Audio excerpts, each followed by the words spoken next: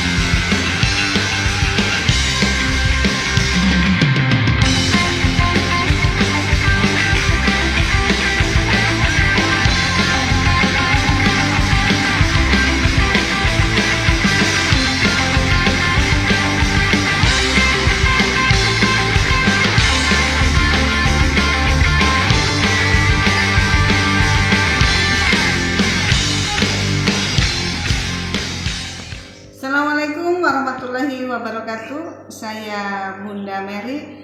Alhamdulillah hari ini pagi tadi sudah sampai di Lampung. Kemarin kami bersama dengan teman-teman dari lintas provinsi datang ke Polda Metro Jaya untuk memberikan dukungan kepada 3 tokoh, yaitu Dr. Tifa, Bang Roy Suryo, dan Bang Rismon, yang mana mereka dipanggil sebagai tersangka di Polda Metro Jaya. Jadi sebagai bentuk support, dukungan moral, kami dari lintas provinsi hadir di Polda Metro Jaya. Kemarin subuh kami sudah ada di Jakarta, kemudian jam 9 kita datang ke Polda Metro Jaya untuk memberikan support dan dukungan moral. Alhamdulillah, tadinya kita bermaksud bermalam semua dari lintas provinsi bersama teman-teman dari Jabodetabek itu sendiri, di mana apabila ketiga tokoh ini tidak pulang, maka kami pun akan bermalam. Dan dengan pertolongan Allah, alhamdulillah pas tepat lebih kurangnya jam 9 malam, di teman-teman ini alhamdulillah tidak ditahan. Dan kita langsung dari lintas provinsi, walaupun jauh, datang pagi, malamnya langsung pulang, dan hari ini sudah sampai di Lampung. Dan teman-teman lain juga demikian, ada yang dari Jawa Tengah, ada yang dari Jawa Timur, ada yang dari Sumatera Selatan, dan yang lain-lainnya. Kenapa kami hadir? Yaitu karena kami tidak mau lagi hari ini ada kriminalisasi yang terjadi terhadap 8 tokoh yang insya Allah teman-teman ini adalah orang-orang yang mencari kebenaran dan menuntut keadilan. Dan kita belajar dari kemarin di zamannya Bapak Jokowi, terjadi penerapan hukum yang tidak berkeadilan. Contoh misalnya, ada yang namanya Silvester pada tanggal 20 Mei 2019, ya 20 Mei 2019 sudah inkrar kasasi dari Mahkamah Agung dan divonis 1,5 tahun. Sampai hari ini sudah 6 tahun lebih belum dieksekusi untuk dipenjara. Bahkan di zaman Bapak Jokowi, Silvester ini menjadi komisaris BUMN. Sementara teman-teman kita seperti Ustadz Gus Nur, Bambang Tri, kasus ijazah Jokowi dipenjarakan. Ya, dipenjarakan. Nah, kami tidak mau lagi ke-8 tokoh ini mengalami hal yang sama. Kenapa? Ini adalah kriminalisasi. Apabila belum terbukti di pengadilan ijazah itu adalah asli atau tidak, kemudian hari ini sudah dijadikan tersangka. Maka oleh sebab itu kita sesama anak bangsa yang peduli dengan negeri ini, dengan rasa kepedulian inilah maka kami datang jauh-jauh untuk memberikan support berupa hadir di Polda Metro Jaya. Dan kami berharap insya Allah di kepemimpinan Bapak Prabowo ini masih ada harapan kita untuk tegaknya keadilan dan penerapan hukum yang berkeadilan di bumi Indonesia ini.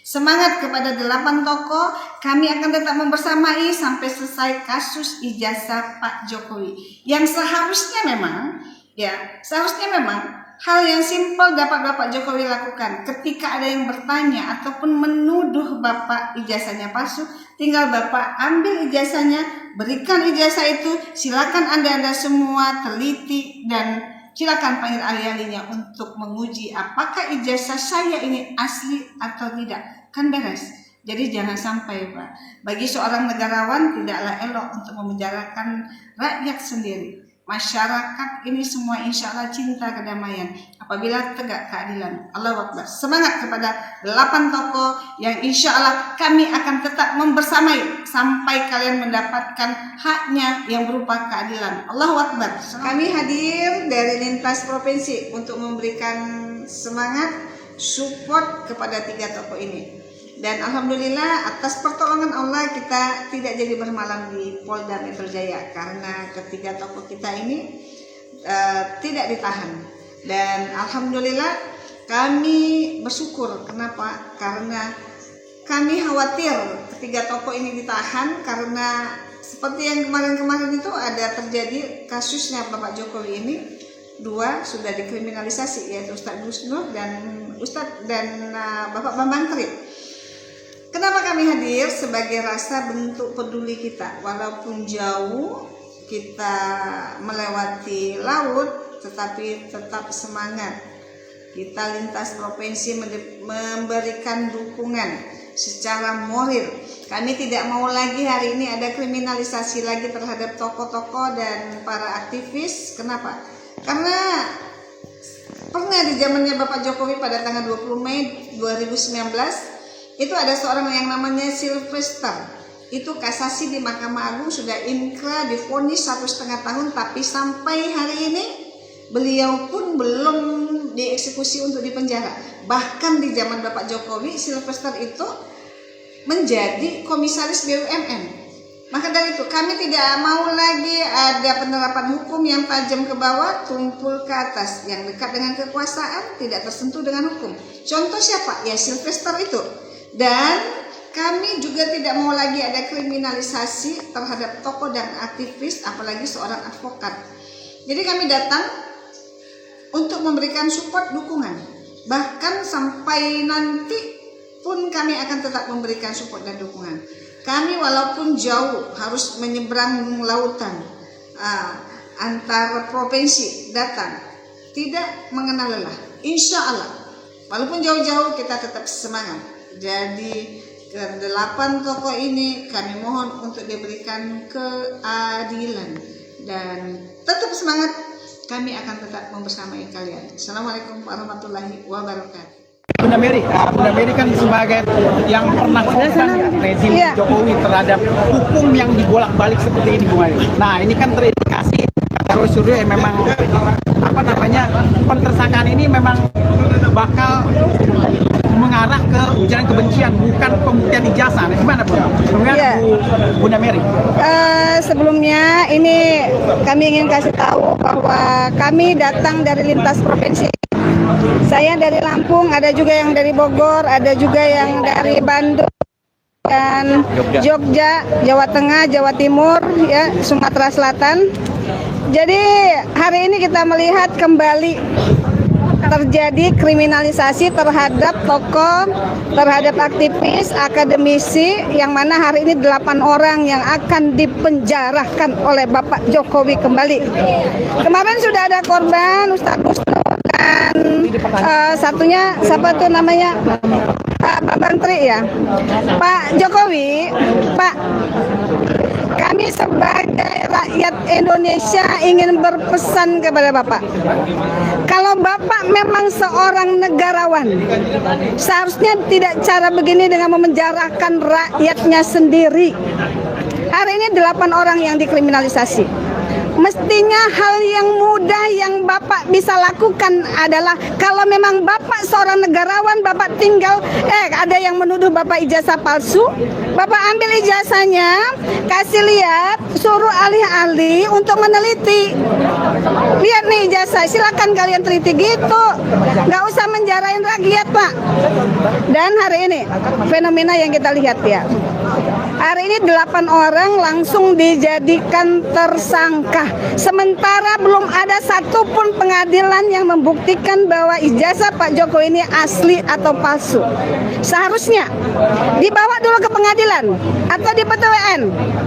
Ini diteliti dulu ya di lembaga yang resmi, ini ijazahnya asli atau palsu. Kalau memang dia ijazahnya asli, baru nanti proses di Polda ini untuk bisa dijadikan tersangka atau tidak.